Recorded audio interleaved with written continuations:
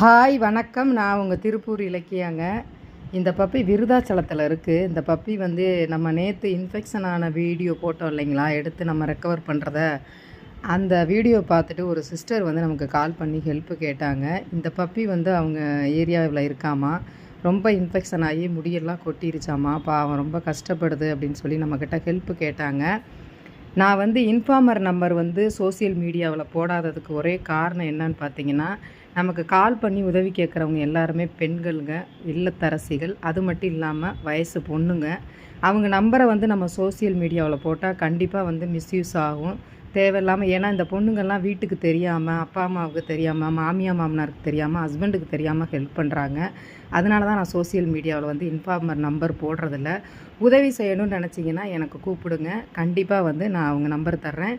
அதுக்கப்புறம் நீங்கள் இந்த பப்பியை எடுத்துகிட்டு போய் ஹெல்ப் பண்ணுங்கள். முடிஞ்சவங்க விருதாச்சலத்துலேருந்து எனக்கு